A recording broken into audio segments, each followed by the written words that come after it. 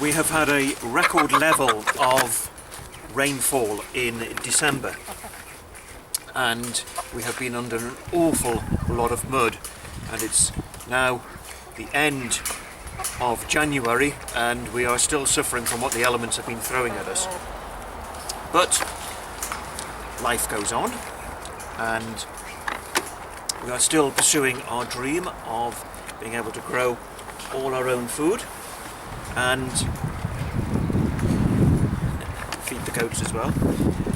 So welcome to Self-Sufficient in Suburbia for winter 2015 and 2016.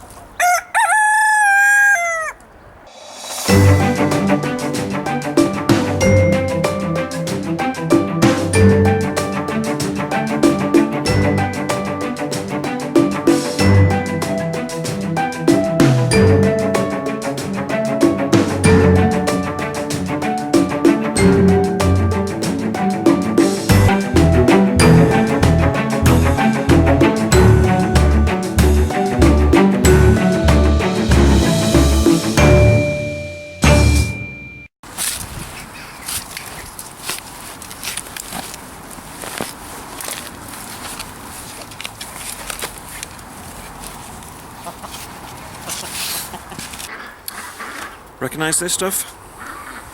This is horseradish root, and it's the autumn now, and it's the time of the year that when we crop it by digging up the roots like these.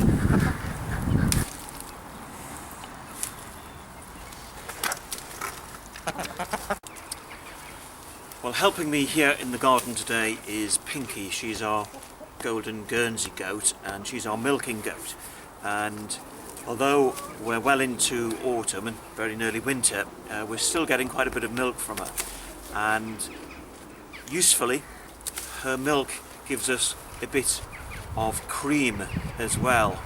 And back in the kitchen we're going to use the cream and the horseradish to make horseradish sauce. Here we are back in the kitchen, and the first job to do is to weigh out 30 grams of horseradish root, and this now needs to be grated.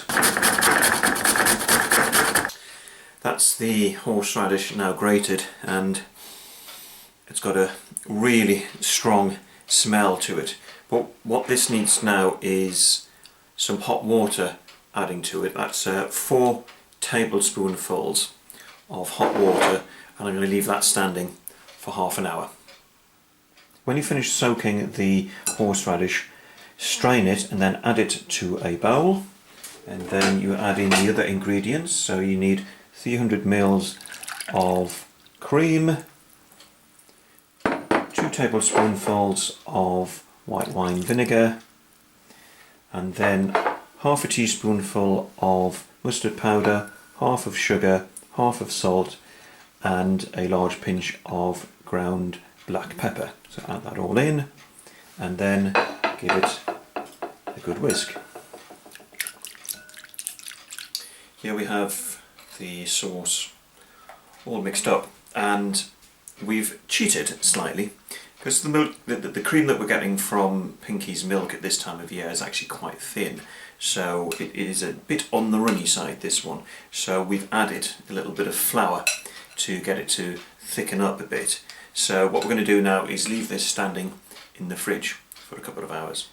Well, it's had a couple of hours now in the fridge, and I think for most people they regard this as being a little bit too runny. Now our problem is that we are self-sufficient in nearly all the food that we produce, so we don't go running off to the supermarket every time we need a tub of fresh cream, and therefore we have to rely on our own resources. And the cream that we get from our goat's milk this time of year is quite thin, so we've, as I say, we've thickened this a little bit. Now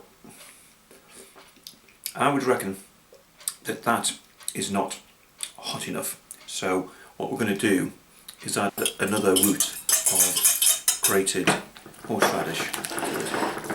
Well, here it is with the extra horseradish root added. It's thickened up a bit, possibly still a bit too runny for most people, but we'll be quite happy with this. And as you can see, good quantity of grated horseradish in there. So, moment of truth time. Let's try a little bit of this.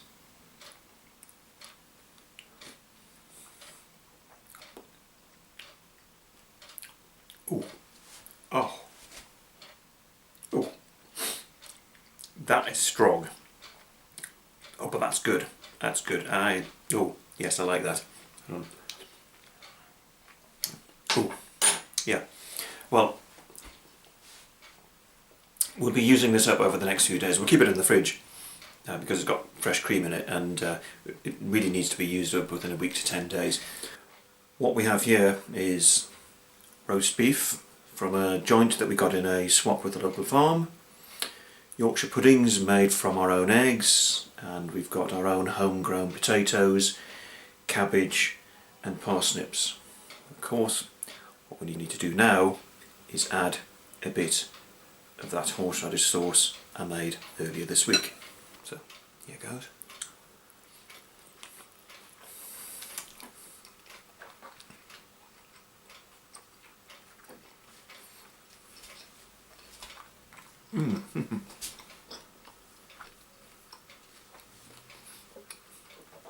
Oh, lovely.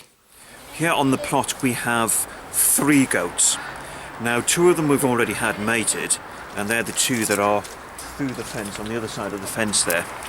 And Pinky, our 3rd goat, and she's our milking goat, as you can see there, she is in heat at the moment, and I'm going to show you the signs to look out for to spot that a goat is in heat.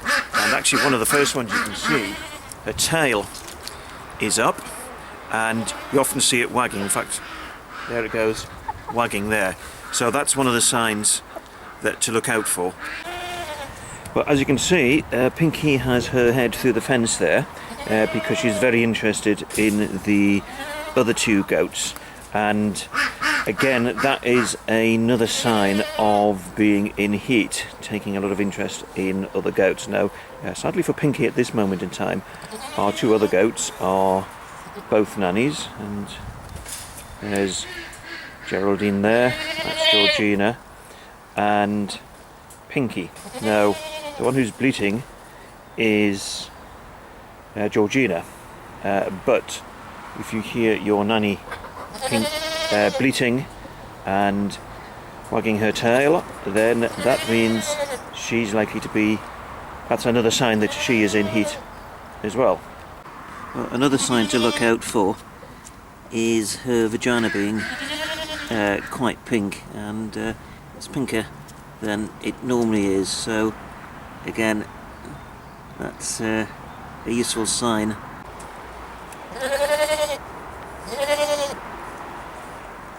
I think she'd love to be in there with the other 2, but the problem is that Geraldine and Georgina come armed with horns and Pinky doesn't, so in a fight Pinky would be weaponless, so that's one of the reasons why we keep her separate. Geraldine here was mated over Christmas, and if that hadn't worked, if she hadn't conceived, then she would have come back into heat a few days ago. But she didn't come back into heat, so we are hoping that she is pregnant. Meanwhile, Georgina, she was quite odd because she came into heat. She's gone behind the wall there. Oh, there she is. Georgina was due to come into heat just before New Year, and she didn't. She was 10 days late, but when she came into heat we took her up to the farm where the billy is, and we left her there for 2 days, so hopefully she is pregnant as well, but we'll know in a couple of weeks when she's next due to come into heat. And if she comes into heat, she'll have to go back to the farm.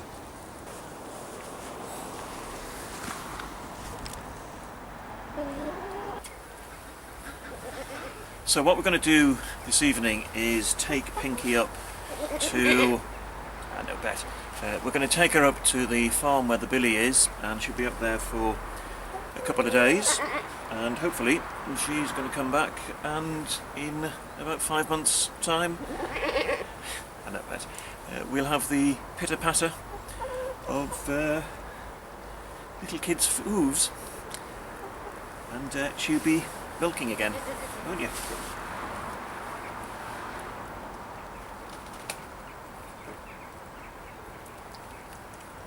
Yes, thank you. It's lovely.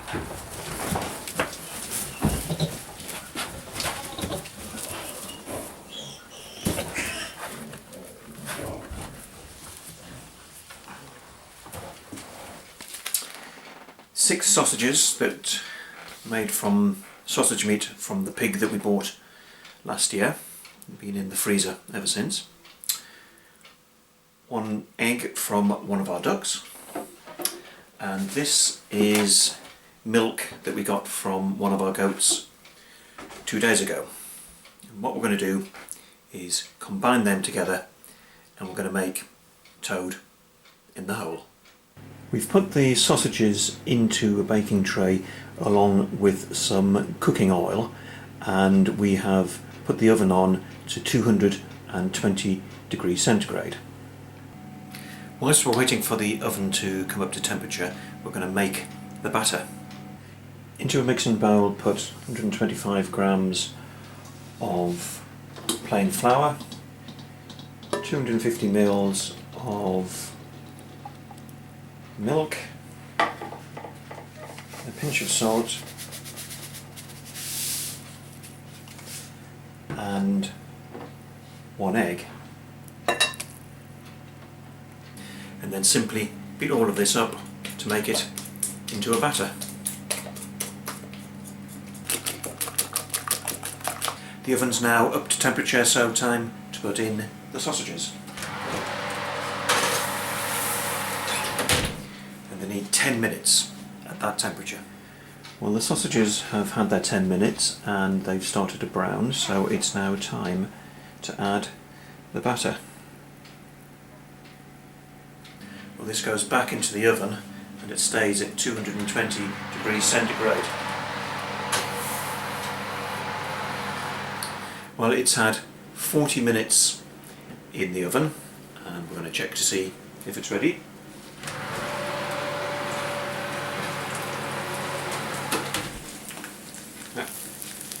Here we go. Yeah, I think that is well and truly ready, so I'm going to have my dinner now. So here we have it with a bit of gravy, and I've actually added in some of yesterday's leftover, which was actually a marrow that we'd stuffed with some of our own ricotta cheese, but here goes.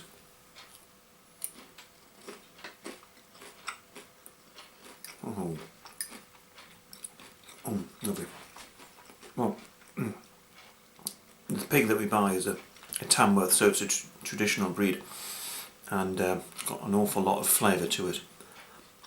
And it's certainly coming through in our toad in the hole. So, really good stuff. In our endeavour to avoid spending any money and to recycle and reuse everything, we've stopped buying wood shavings for bedding for the animals. Instead, we are using this. This is shredded paper. Any bit of paper that goes through our house now gets shredded and comes over here to be used in the hen houses and in the goat stables.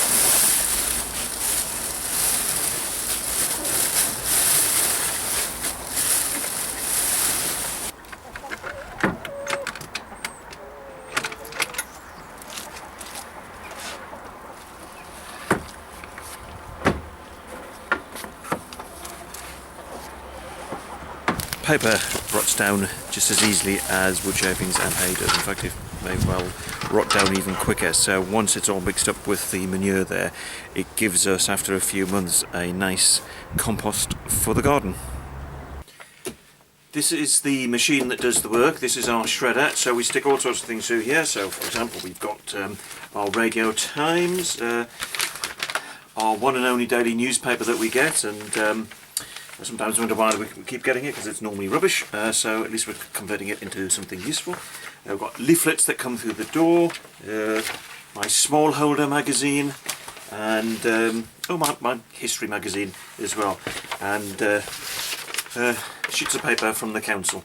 And I remove all the staples because we don't want them in, and then we just sort of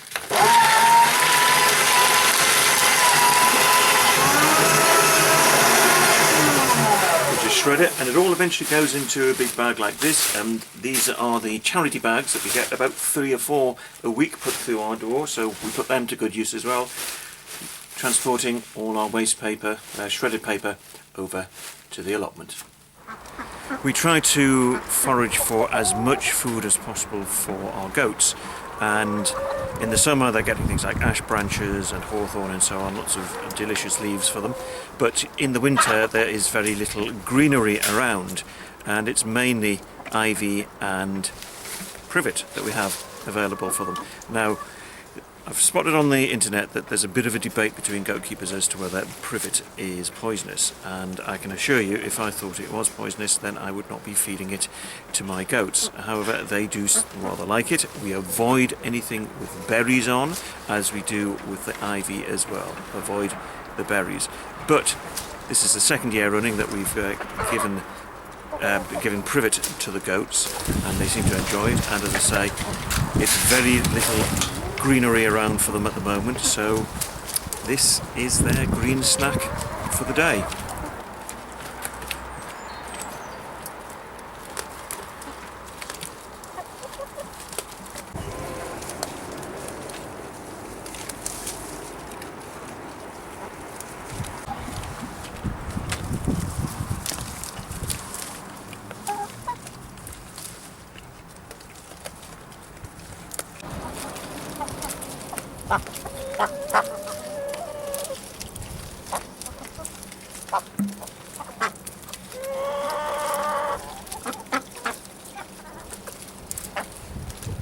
All our freezers are full of the food that we've been growing throughout the year, and we've got to the point now where if we want to add anything into the freezer, something has to come out to make way. And that's what we did today. We added something to our freezer. So these strawberries came out. We've got a few little bag of raspberries there as well. And what we're going to do is we're going to make strawberry jam with a little bit of raspberry added in. Now, strawberries and raspberries have virtually no pectin in, so when you make jam, if you don't add anything with pectin in, then the jam isn't going to set. Now normally, to make strawberry jam, you'd add lemon juice. Lots of pectin in lemon. Now we're not going to do that today, because we've got lots of apples to use up. Good crop this year. So, apples are high in pectin, so what we're going to do now is make an apple strawberry and raspberry jam. Right, first job, peel and core your apples, chop them, weigh them and add them to your jam pan. These are the strawberries. We grew them in the back garden through that window there. Now we're weighing them, and they're going to go into the jam pan as well, and the sort of proportion that you have for apple to strawberry and raspberries is about 40% by weight apple to about 60% of soft fruit. Well, I'm just going to add a small amount of water to the pan. It's just to stop the apple from catching on, and then I'm going to apply heat in the usual way. When it's come up to the boil, turn the heat down and let it simmer until all the fruit has softened through. The soft fruit has now pulped down and the apple is now soft, and it's taken about 45 minutes to get there, but what we're going to do now is add in the sugar, so same weight of sugar as you've got fruit in it. So put the heat back under the pan and bring it back to the boil. Well, once it's back up to heat, keep it on a rolling boil and then test to see whether it's hit the setting point, and to do that just take a spoonful, put it on a saucer and let it cool down. Well, this has been standing for a few minutes, and as you can see it's formed a nice skin there, and in fact it's pretty well set on the saucer as well. So this is now ready to go into hot sterilised jars.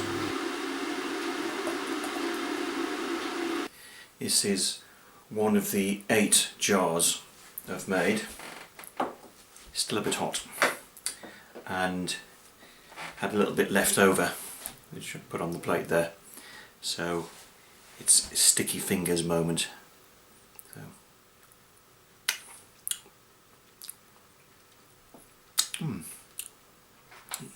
Yay, not bad at all. Pity to waste it.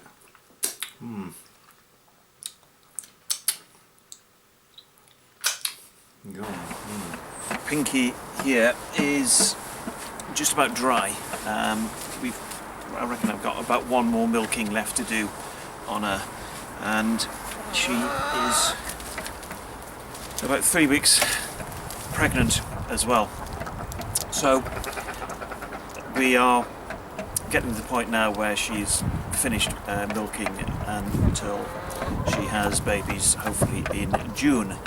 But over the past few months we've had lots and lots of milk, and we have been making lots of cheese, and sometimes that comes out really well, but occasionally it doesn't actually turn out as we want it to.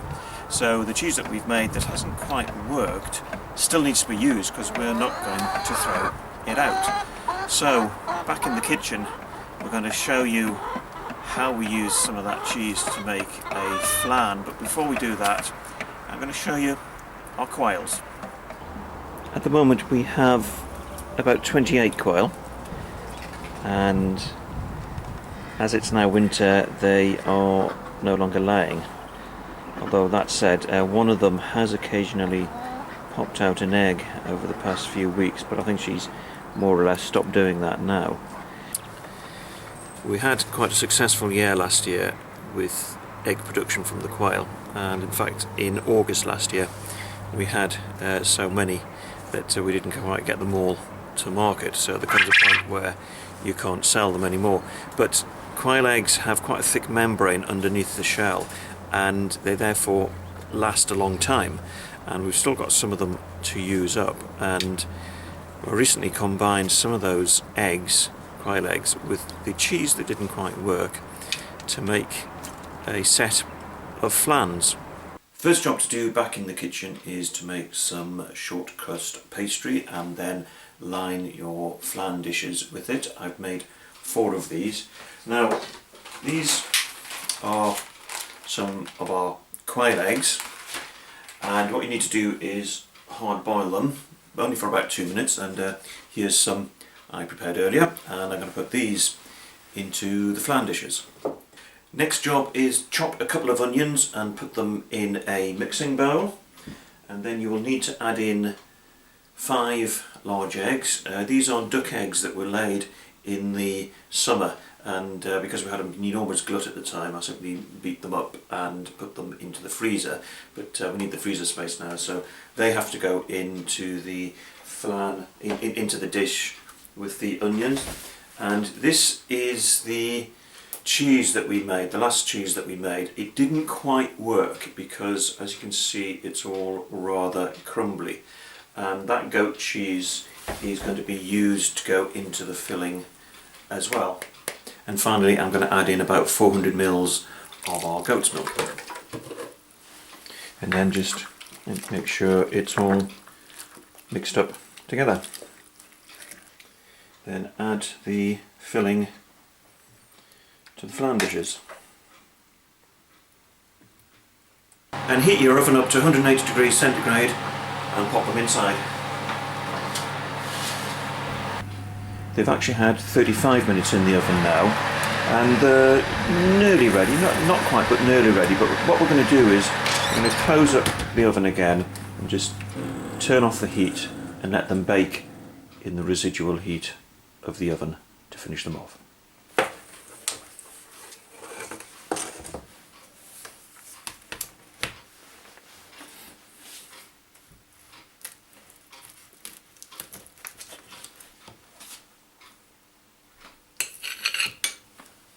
Well, the flans have been sitting in the oven for about 3 hours cooling down, so here goes.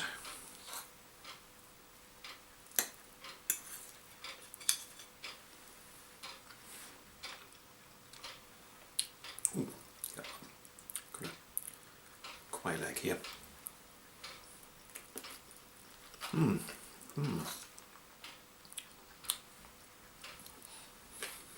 This is my lunch sorted for a couple of days.